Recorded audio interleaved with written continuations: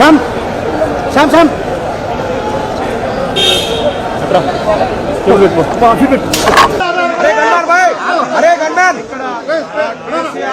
अरे गनमैन अरे गनमैन వచ్చారు కేసీఆర్ వాహనాన్ని దిగుతున్నారు. మనం చూడొచ్చు కాళేశ్వరం కమిషన్కు చేరుకుని వాహనం నుంచి కిందికి దిగుతున్నారు. కేసీఆర్ వెంట వాహనంలో కేసీఆర్ తో పాటుగా అరే గన్మैन భయ్యా సార్ కేసీఆర్ గారు సీఎం సార్ చూడొచ్చు ఏదైనా ఆంధ్రజ్యోతి చూడొచ్చు కేసీఆర్ అదేవిధంగా కేసీఆర్ వెంట కేవలం సంతోష్ మాత్రమే వాహనంలో ఇక్కడికి చేరుకున్నారు.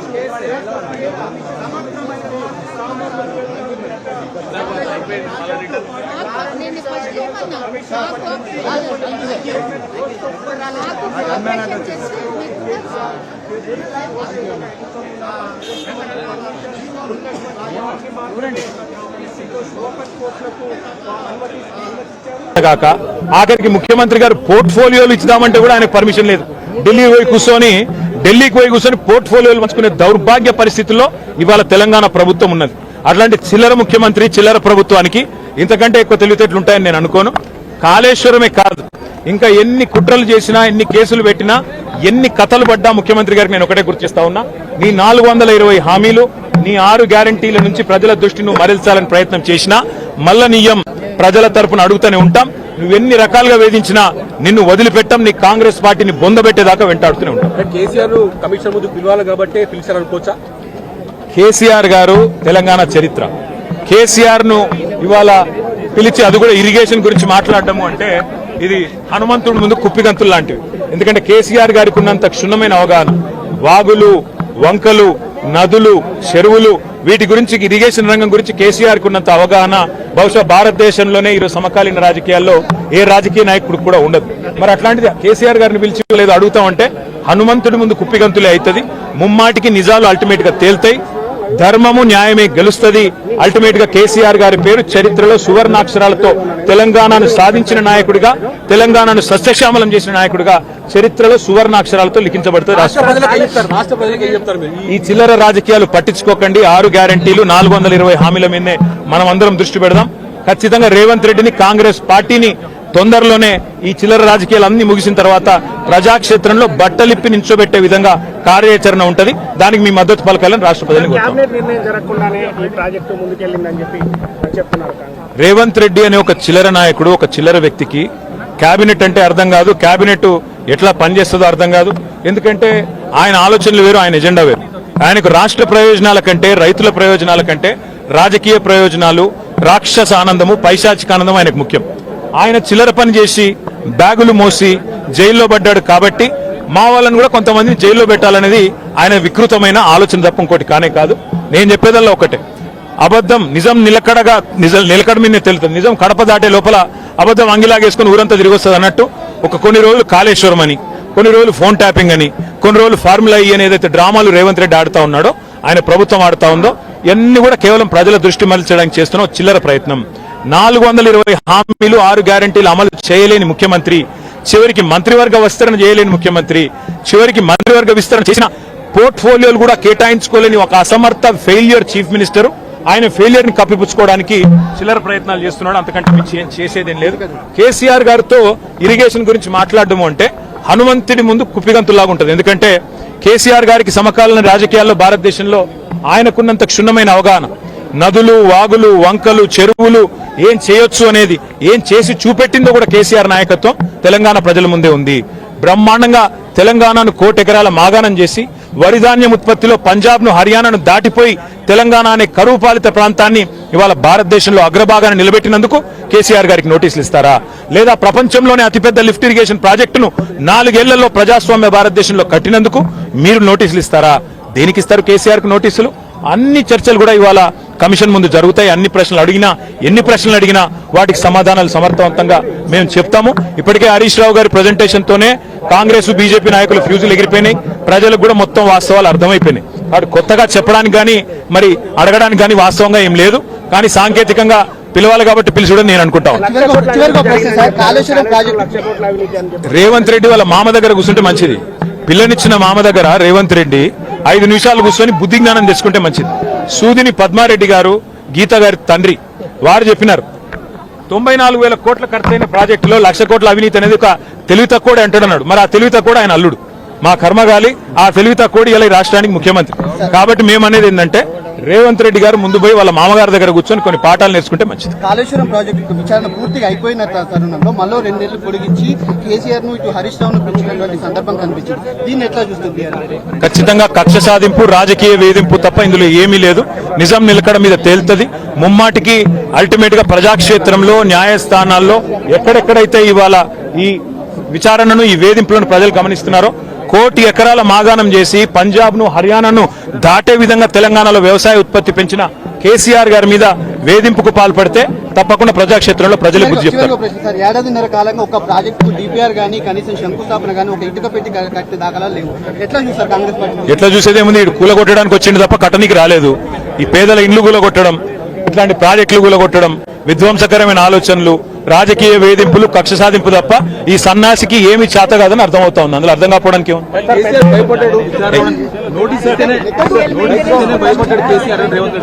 100 జన్మలెత్తినా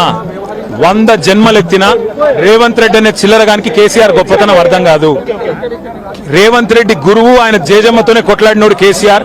ఆ జేజమ్మని ఇక్కడి నుంచి తరిమేసినోడే కేసీఆర్. కాబట్టి రేవంత్ రెడ్డి అనే చిల్లరగాడు ఏం మాట్లాడినా, ఆయన చిల్లర ప్రభుత్వం ఏం చేసినా కేసీఆర్ ఎంటిక కూడా పీకలేరు. కటనికి 16 ఏళ్లు పట్టింది.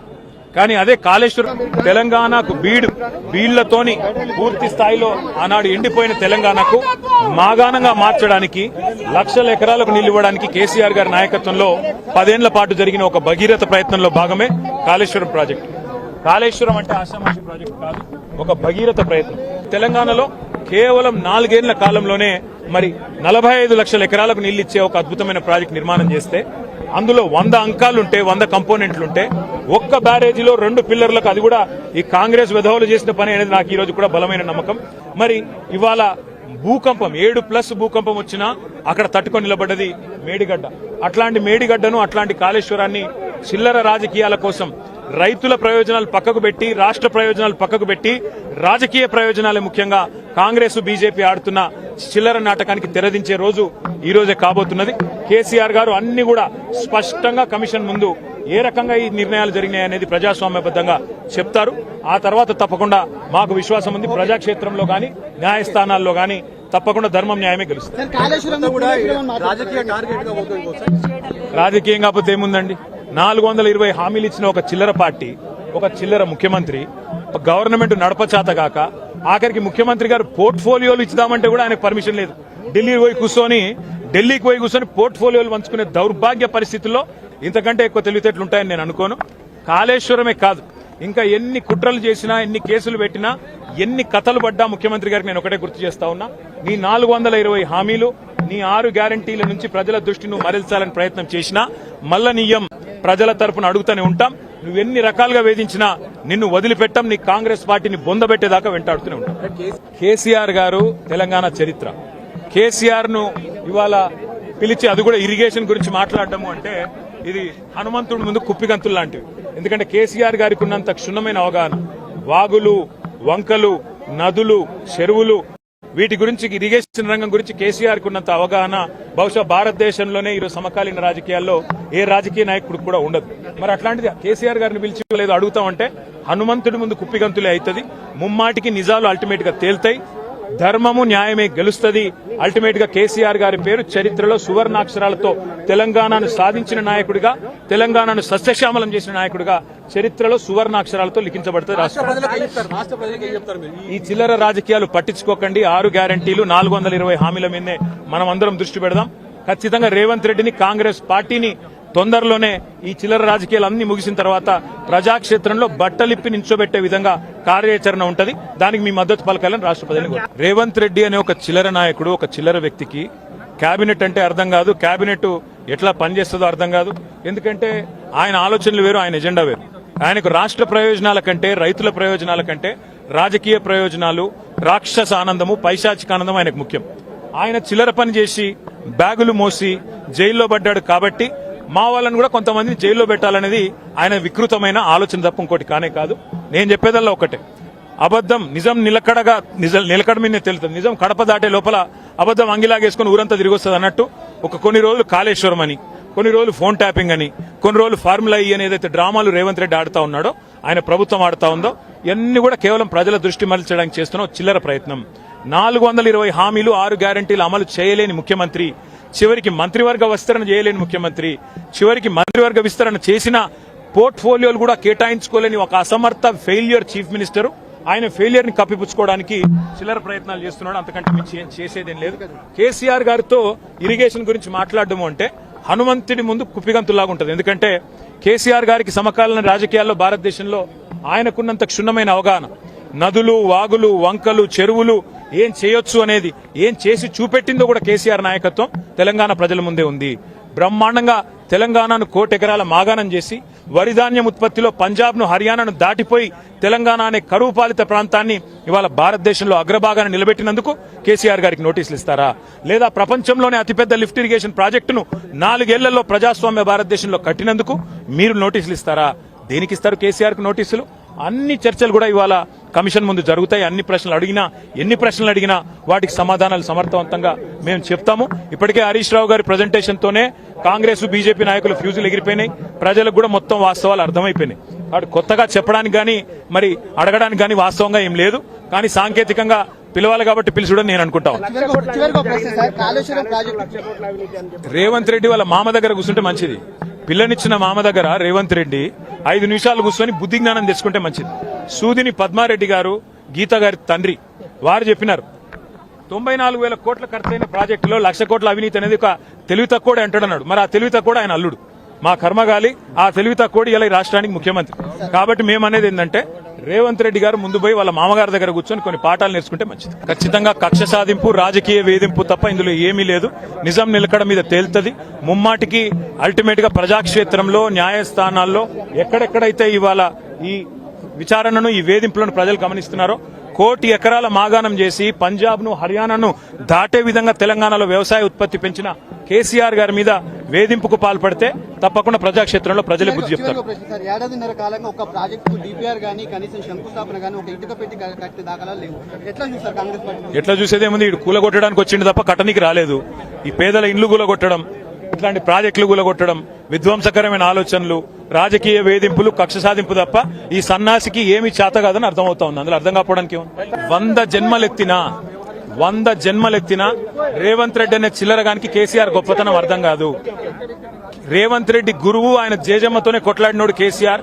ఆ జేజమ్మని ఇక్కడి నుంచి తరిమేసినోడే కేసీఆర్. కాబట్టి రేవంత్ రెడ్డి అనే చిల్లరగాడు ఏం మాట్లాడినా, ఆయన చిల్లర ప్రభుత్వం ఏం చేసినా కేసీఆర్ ఎంటిక కూడా పీకలేరు. కాళేశ్వరం లాంటి ప్రాజెక్టు గనక భారతదేశంలో కాకుండా ఇంకెక్కడన్నా కట్టింటే, ఇట్లాంటి చిల్లర రాజకీయ పార్టీలు ఉన్న కాడ కాకుండా ఇంకెక్కడన్నా కట్టింటే ఒక అత్యుత్తమ పురస్కారం కూడా వారికి అందేది. 3 గార్జెస్ అనే డ్యాం చైనాలో ఉంది, దాని కట్టనికి 16 ఏళ్లు పట్టింది. కానీ అదే కాళేశ్వరం ప్రాజెక్టు కేవలం 4 ఏళ్లలో పూర్తి చేసి కేసీఆర్ గారు 45 లక్షల ఎకరాలకు నీళ్లిచ్చే ప్రయత్నం చేసి తెలంగాణను 1 కోటి ఎకరాల మాగాణం చేసింది కేసీఆర్ గారు.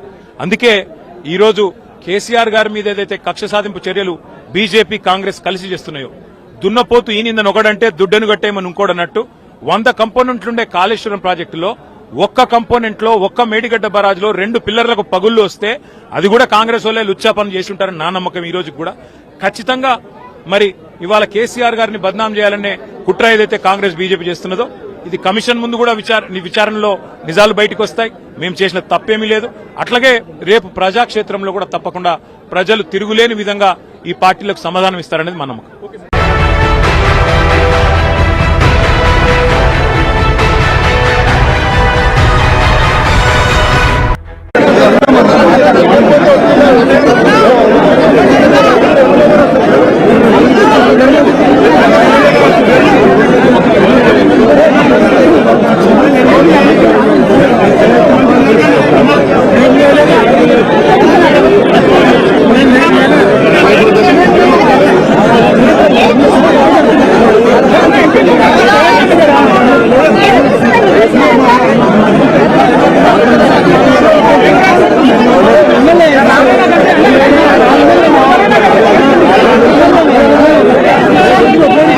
ను బద్నాం చేయాలి, పార్టీ రేపు పొద్దుగాలు ఎట్లో రాదని చెప్పి మన రేవంత్ రెడ్డికి అర్థమయ్యి ఈ రోజు ఏదో విధంగా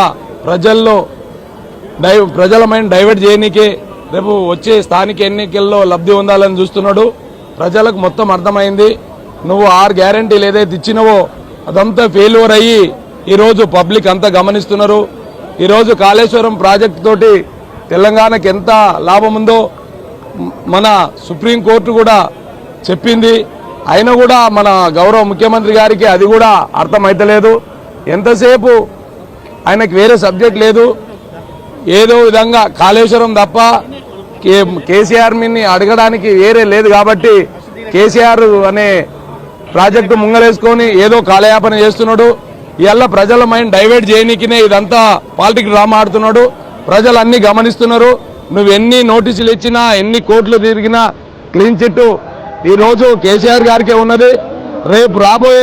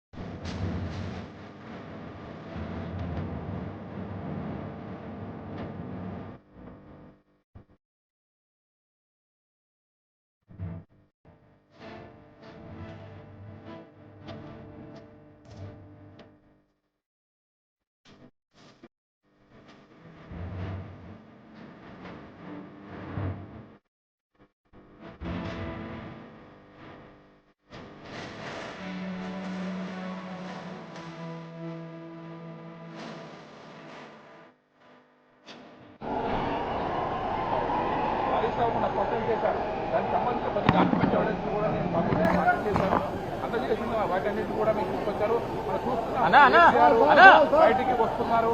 ఆయన కమిషన్ బయటకు సంబంధించి మనం చూస్తున్నాం. విజువల్స్ లో దాదాపుగా గంట పాటు ఆయన విచారణను ఎదుర్కొన్నారు. ఆయన పోయే ముందు 2 కలర్ బుక్లు ఆయన తీసుకెళ్లడం జరిగింది. వాటిని ఆయన కమిషన్ ప్రశ్నలన్నిటి కూడా ఆయన సమాధానాలు చెప్పినట్టుగా కూడా తెలుస్తుంది. ఆయన వెంట ఒకవైపు హరీష్ రావు, సంతోష్ కుమార్, అదేవిధంగా ఇటు శాసన మండలిలో పార్టీ పక్ష నేత ఒకవైపు మధుసూదనాచారి, మాజీ హోంమంత్రి మహమూద్ అలీ, బండారు లక్ష్మారెడ్డి, పద్మారావు, గౌడు అదంతా కూడా ఆయన పాటు లోపడే ఉన్నారు.